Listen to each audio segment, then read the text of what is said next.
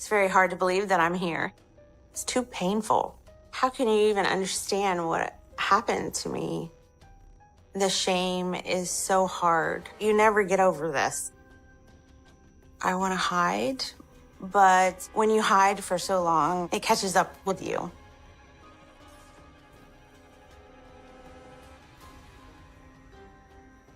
To have someone lie to you for your whole life, it made me question everything.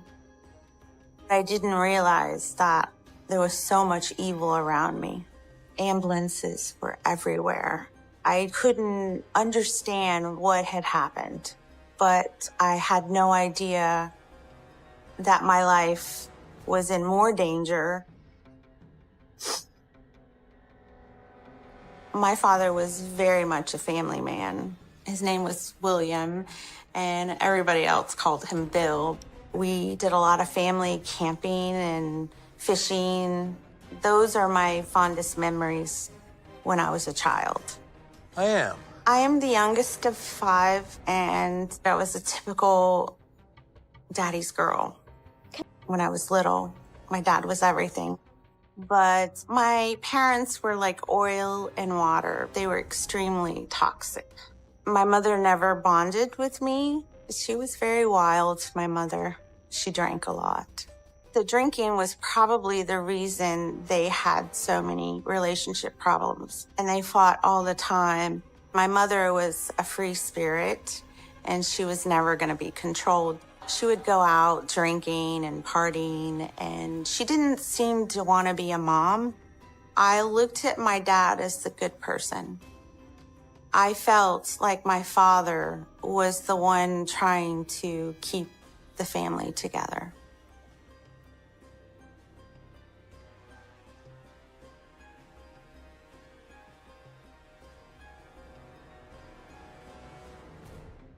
When my parents would fight, and they fought all the time, sometimes she would pack up the house, and she would pack like dishes and sheets and blankets and things that we really needed and leave. My brother was kind of a mama's boy, and he was like, "Mom, don't go." And she's like, "I don't love you anymore." I really was not upset as much as my siblings when my mother would leave, because I never really had that close bond with my mother. But for him, it was very hard. My father would be upset, of course, and call my grandmother. So she would come over and bring everything we needed. Eventually, my mother came back. We never really talked about it again. For us, it was so common, it almost became normal. I always thought my mother was the one that was trying to tear the family apart, and that my father was always trying to keep us together.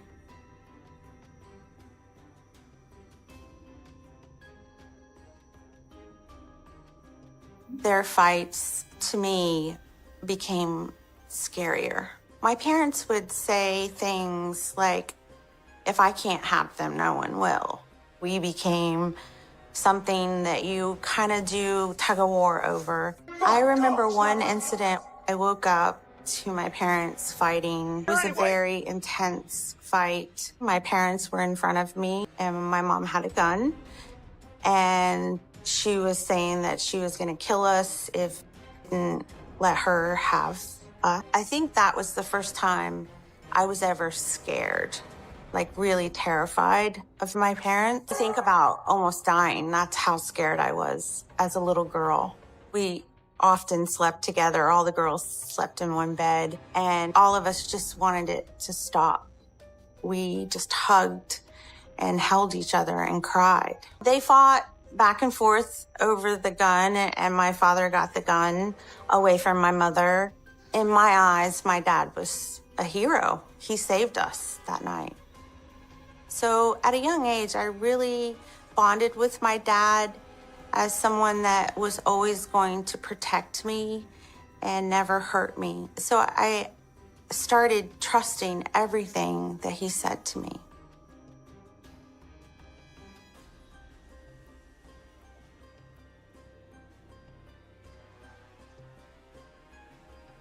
A few months later, I remember being woken up by my mother. She put us in the car, and I didn't understand where we were going.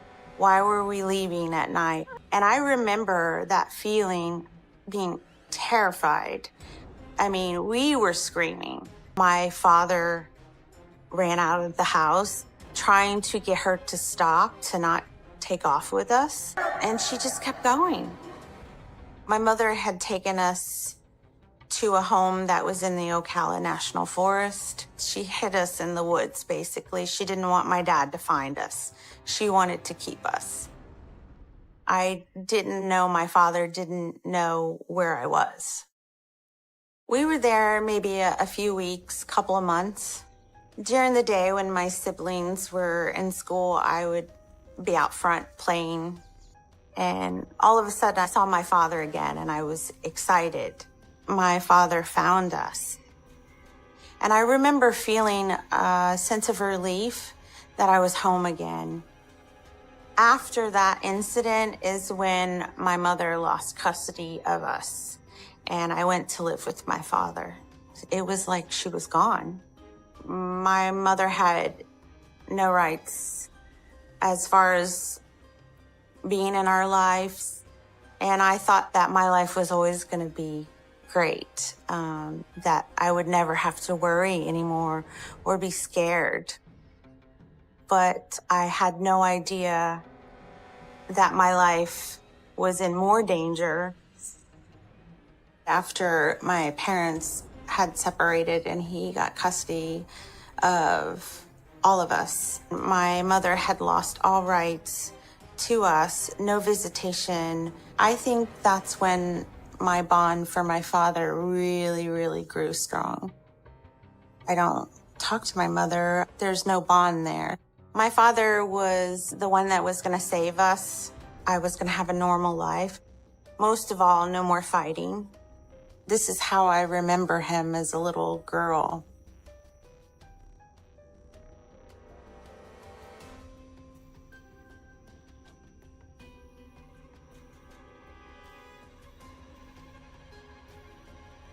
One story really sticks in my head. One day we piled into the car and drove my sister to Jacksonville to an Alice Cooper concert. There was 5 of us. So I was whiny, and my dad was just very angry and very frustrated. The next thing I remember is that I woke up. Ambulances were everywhere. I couldn't understand what had happened. All I remember is lights and people just all over the place. And my whole family was just lined up on the road. I thought they were dead. I wasn't hurt. I wasn't hurt other than a little cut. But my one brother was really bad. He had a head injury that he had to learn how to walk and talk again. My one sister had a concussion. Another sister, her scar was almost like a horseshoe on her forehead. My brother that was in the front seat, he was in a complete body cast. He had broken both of his femurs. My father broke his ribs. The steering wheel went into his chest. My father said he had fallen asleep and the car ran into a huge cement boulder on the side of the road. But my mother, she blamed my father for that accident. She was saying that my dad did it on purpose, that he was trying to kill us all. My mother knew from my dad's past. When my father was 3 months old, his father had done the same thing to him and his mother. He ran into something to try to kill them all. It was too similar to not be on purpose. But because my mom drank a lot, because of her past behavior, they didn't believe her. They just kind of brushed her off.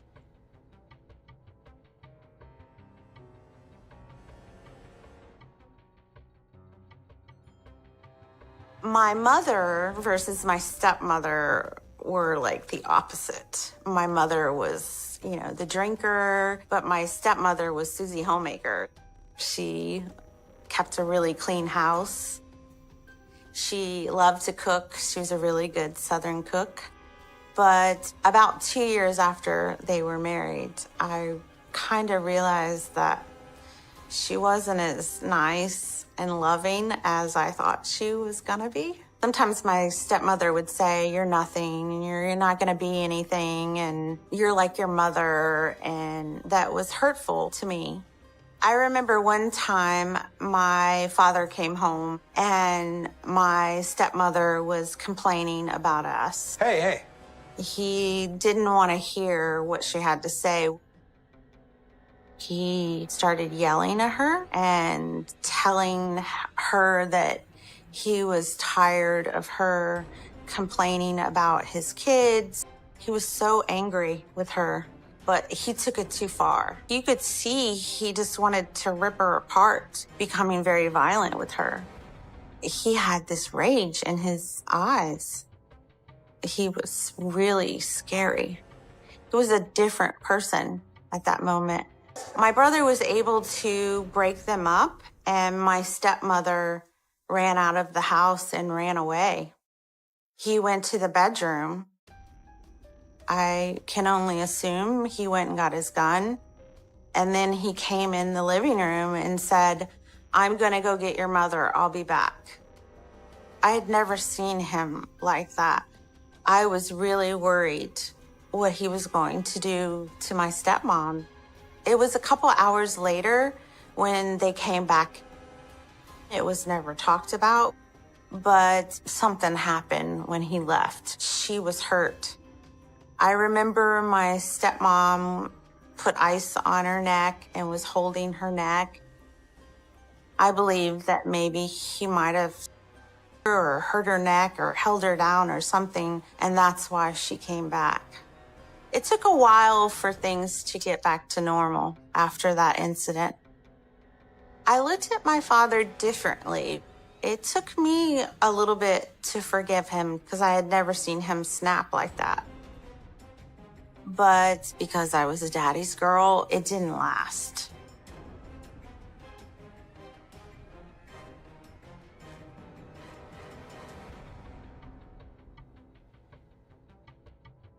We did laundry every day with my father and my stepmother. It was like Brady Bunch.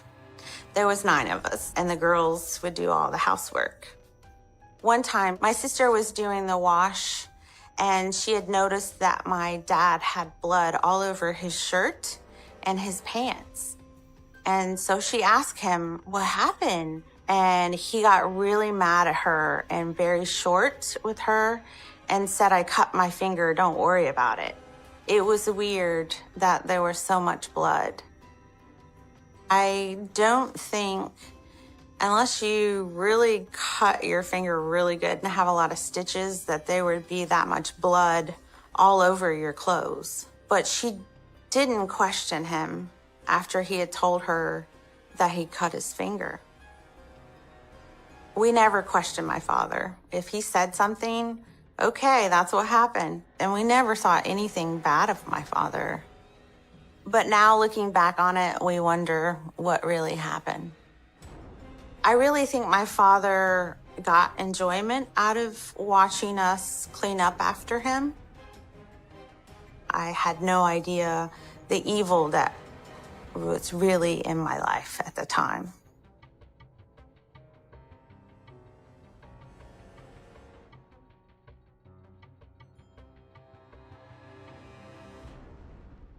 My father just started acting differently. I didn't realize that there was so much evil around me. My dad would often, about once a year, say it's time to leave. The first time, I was surprised when he told me we were moving because I was helping my father fix up the house that we had bought for a remodel. I thought we were going to stay there for a long time, and I didn't really want to move. But my father never explained why we moved. He would just say, we're moving, and that was it. From middle school to high school, we moved about 12 or 13 times, all around the county. No one was really questioning my father. It didn't seem to bother my stepmother, and my siblings weren't saying anything. And my father would buy used cars randomly. About once a year, he would come home with a new car. And I never understood why he would sell that car or trade it in for a new one, but he would. None of it made sense to me. Financially, we couldn't afford to do these things. It would make things harder for us. I get extreme anxiety when I move now. I connect moving to running.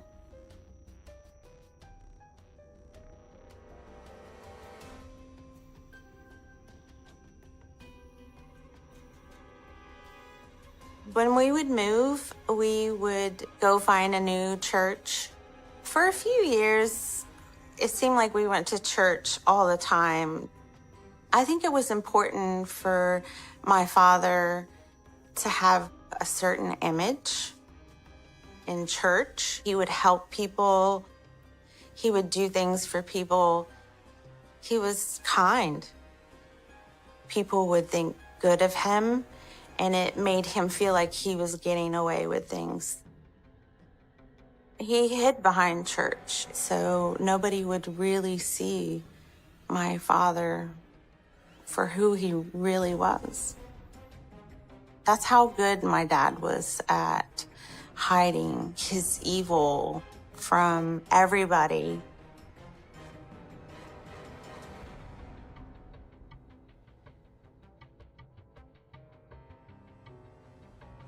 I remember one time I was waiting for my boyfriend, and my dad was like, "Hey, I want to talk to you in the bedroom." I didn't know what my father was going to say to my boyfriend, and I became worried and concerned and confused why my father was pulling my boyfriend into another room to have a talk with him. I couldn't really hear what was going on in the room, but it wasn't long that they were in there together.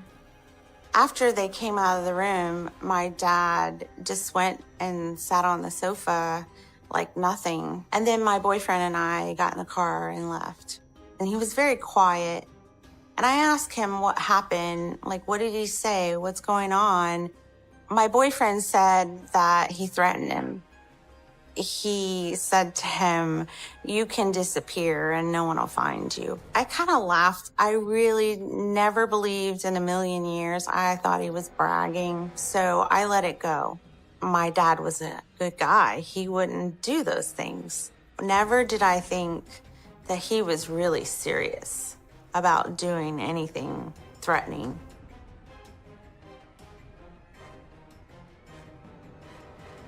My dad and my stepmom came to me and told me when I was 17 that they wanted to move again, but this time out of state. And for the first time, I stood up and said, no, I'm gonna stay in one school until I finish. My father left me with my sister and my niece, and I ended up marrying my first husband and starting my own family.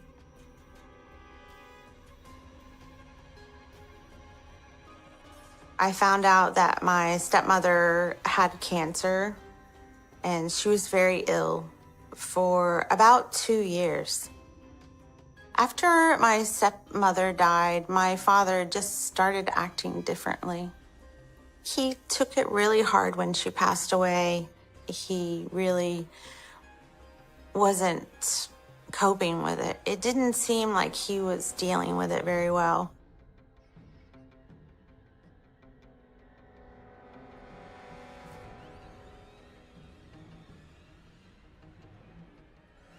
He was acting really strange. He was so jumpy and edgy and almost like something was eating at him. After my stepmother died, my father just started acting differently. I had gotten married and started my own family, and one time he came over with a gift. He brought out this wig. It looked like a long, blonde Dolly Parton kind of wig. He wanted to know if I wanted this wig for the kids to play dress up. My father had told me that he was in the mall and he stopped and put his name in for a drawing and he won a wig. And I thought at the time, how odd is that to win a wig? I thought it was an odd gift, but my kids immediately started playing with it. They thought it was great. He snuck his evil into my house. And I think he liked that we had no idea.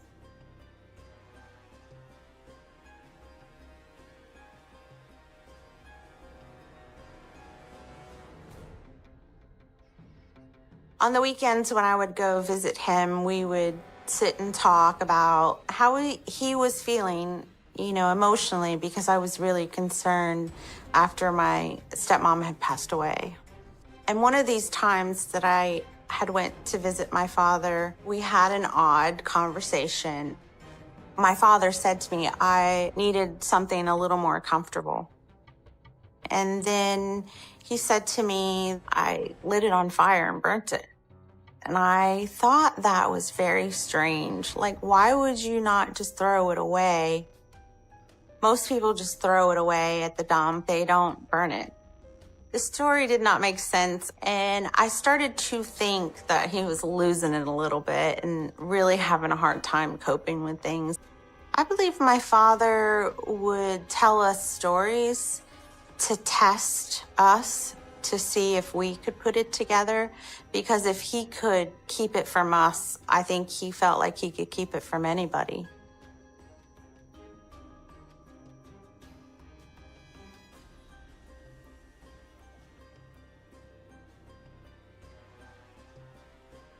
One time my father came over around 6 o'clock, 7 o'clock, which was late for him to come over. He was acting really strange. He was so jumpy and edgy and almost like something was eating at him. It was like he couldn't sit still. He was looking around, almost like paranoid. And my husband and I at the time really questioned, like, is he okay? What's going on with him? Why is he acting so weird? Neither one of us could come up with why he was acting like that. But all I could think of was he must have really had a hard time coping with my stepmom dying. Usually he would stay, and in the morning I would wake up and I would cook him breakfast and we would hang out and he would play with the kids a little bit before he went home. But this time we got up and he was gone. I just found that very odd that my father would leave without really a goodbye or breakfast. He'd never done that before. That's not like my dad. We really started to worry about him.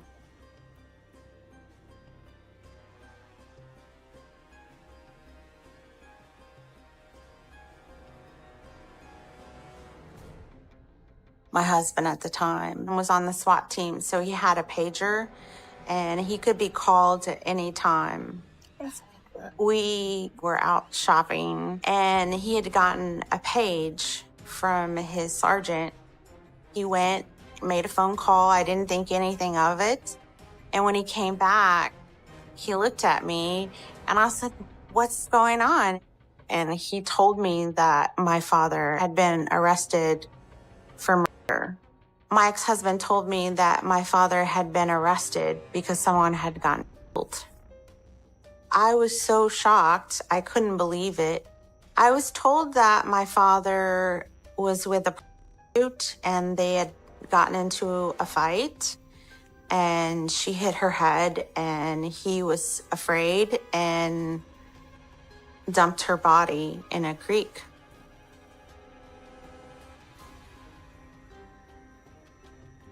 When they put on the news about this woman that they had found, the cab driver recognized her and said, "Hey, I dropped her off at this house." And that's when they realized that he was the one that had killed her.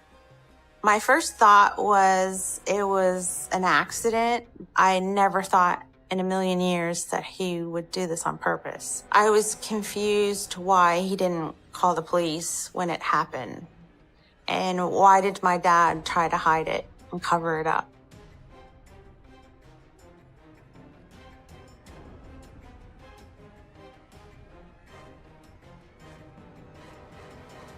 There was a detective that overheard the story about my father getting arrested, and my father's murder in North Carolina sounded very similar to some unsolved murders that he had going on in Florida. I was still thinking that there had to have been, but the detective was telling me that the other unsolved murders were very similar to the one that my father had been arrested for. My father would pick these products up, take them to another location there, and dump them in different locations. I had a hard time believing what they were saying to me. Not only are you wrong about the first one, but there's no way that he's been most of my life. And then, of course, it was on the news. I didn't believe any of it. Whatever they said to me, no, no, no, no, until I read his confession.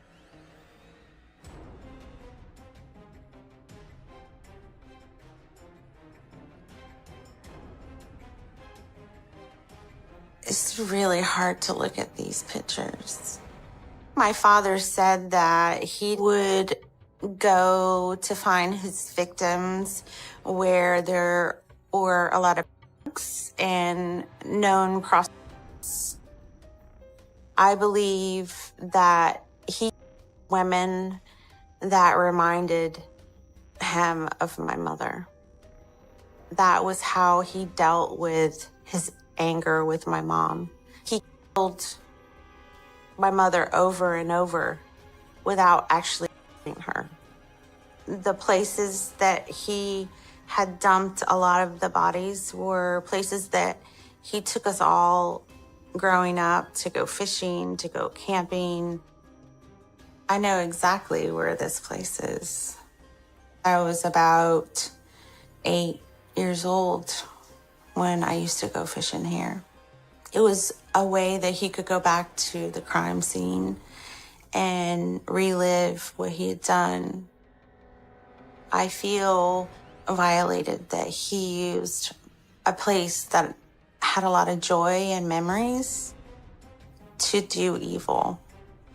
All the moving, the cars, giving my children a wig to play with, it all fell into place.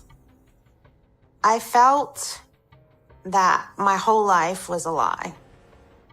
That this person that I love so much wasn't that person. He was somebody else.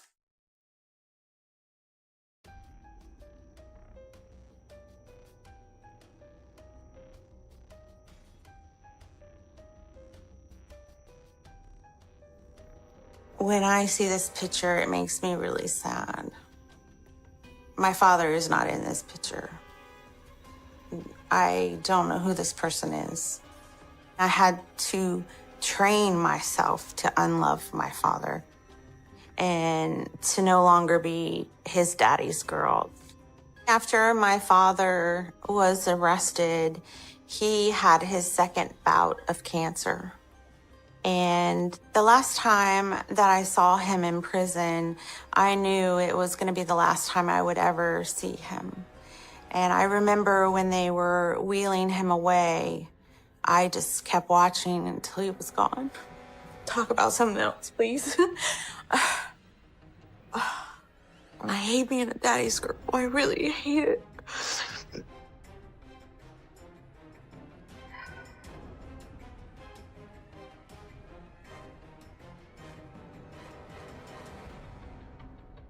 I got a phone call that he had passed away. And I thought I was going to feel that a relief and no more guilt. But that's when all the guilt fell on me. I felt like I had the burden of the things that he had done. I felt like my dad kind of ran out on his sentence and put it on me. This was the Bible that my stepmother had given my father, and he had it the whole time he was in prison. And when he passed away, they gave me all of his things. He must have studied the Bible a lot in prison. In John, here on the bottom, he wrote, "Better late than never." Are you doing your part in the world to make it a better place? He was maybe trying to find peace with some of the things that he had done, and it makes me feel better that my father was looking for forgiveness.